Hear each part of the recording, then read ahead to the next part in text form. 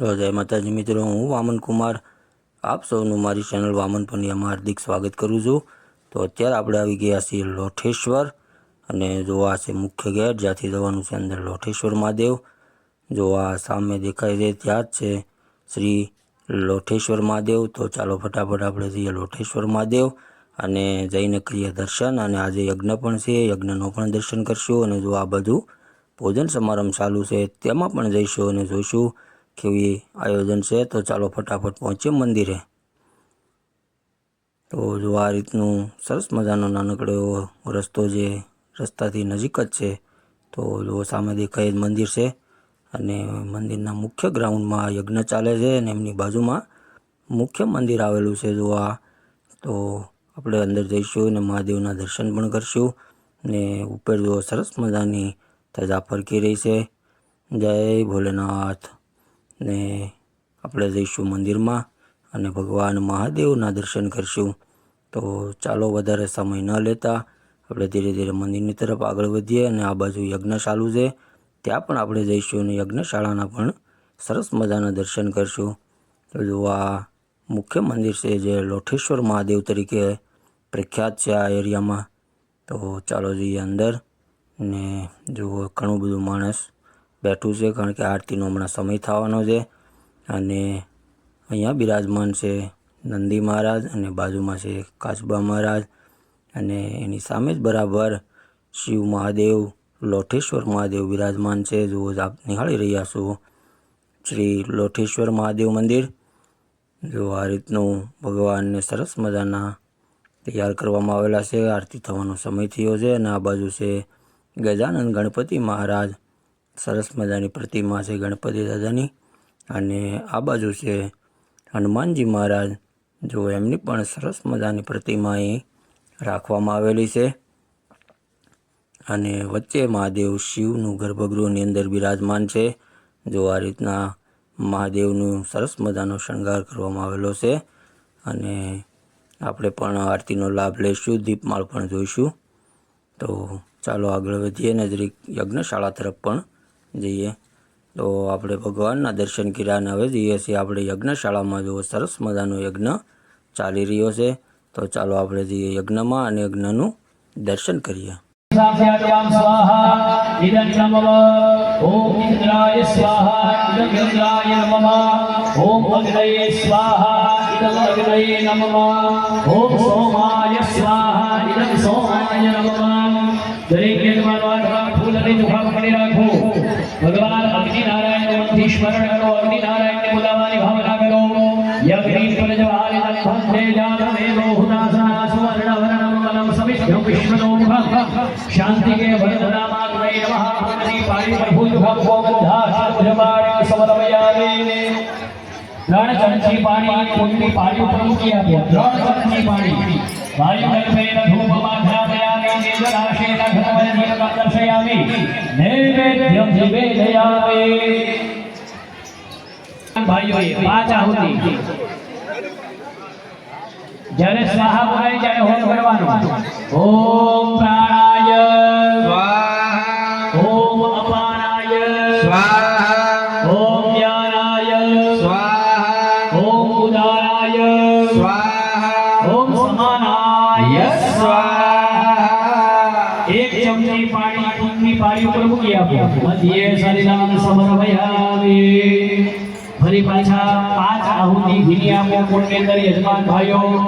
ઓમ પ્રાણાય સ્વાહા, ઓમ અપાનાય સ્વાહા, ઓમ જ્ઞાનાય સ્વાહા, ઓમ ઉદારાય સ્વાહા, ઓમ સમાનાય સ્વાહા। ખામુજા ચમનીય જલમ સમર્પયામિ। બે હાથ જોડી નમસ્કાર કરો। ક્રોધ ક્ષમનાર્થે નમસ્કાર નમસ્કારોમિ। હવે તમારો તાંબાનો તાહડો છે ને એને સાઈડમાં મૂકી દો અને જમતરવાળી થાળી છે બે જણાની વચ્ચે લઈ। તો સરસ મજાના યજ્ઞના દર્શન કરી અને પાછા આપણે આવી ગયા છીએ મંદિરે। તો જો આ દીપમાળની તૈયારીઓ ચાલી રહી છે। જો દીપમાળ ગોઠવાઈ ગયું છે અને હવે દીવા પણ ગોઠવવાના છે। અહીં ઉપર લખેલું છે શ્રી લોઠેશ્વર મહાદેવ। અને જો અહીંયા દીપમાળ ગોઠવાઈ ગઈ છે અને આ પણ દીવા પણ ગોઠવવા મળ્યા છે। જો આ રીતના ઘીની વાટું બનાવેલી જ છે અને દીવા મૂકવાના છે અને હમણાં દીપમાળ પણ જગશે અને આપણે દીપમાળના પણ દર્શન કરશું અને મહાદેવ શિવના પણ દર્શન કરશું.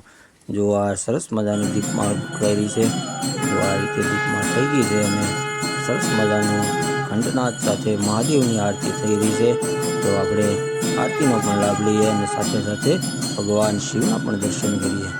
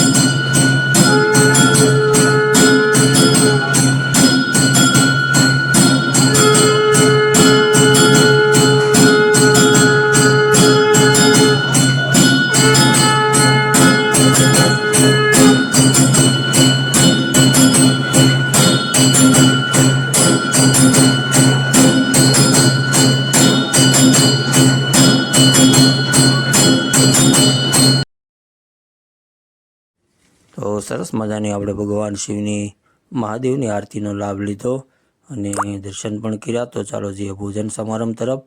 જો આ બાજુ ભોજન સમારંભ ચાલી રહ્યું છે અને આ જનમેદની જે પ્રસાદ લેવા માટે ભગવાન શિવના આવેલી છે.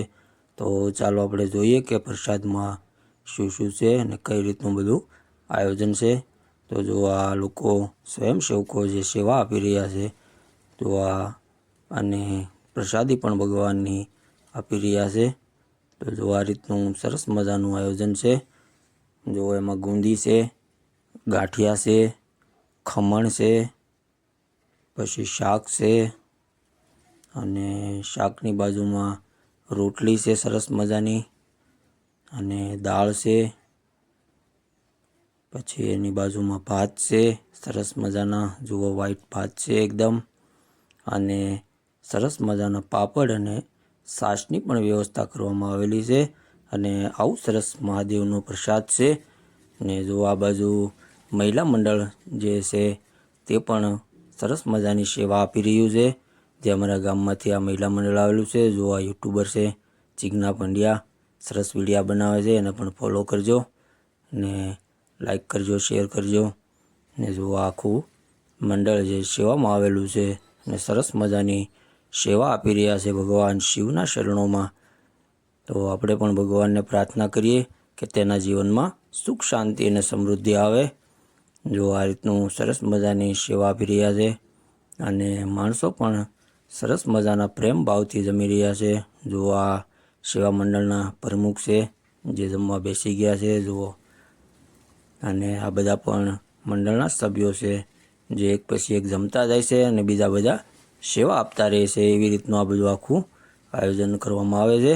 ને આ લોકો બગડાણા, ભગુડા બધી જગ્યાએ અલગ અલગ જગ્યાએ સેવા આપવા જાય છે આ લોકો, ને સરસ મજાની સેવા છે. તો ચાલો જઈએ રહોડે.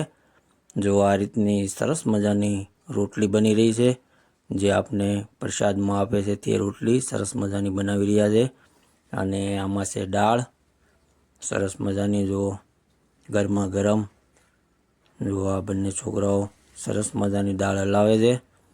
અને આ છે ભાત અને બાજુમાં ખમણ ભરેલા છે. જો આ રીતનું સરસ મજાનું જે રસોડાની કામગીરી ચાલે છે. અને જો અમારા જોધાભાઈ જે દાળ હલાવે છે, તો જો સરસ મજાની દાળ હલાવવાની સેવા આપી રહ્યા છે, અને તે પોતે ટ્રેક્ટર લઈને પણ આવેલા છે, મંડળને લઈને. એની પણ બહુ સારી એવી સેવા હોય છે અમારા ગામમાં.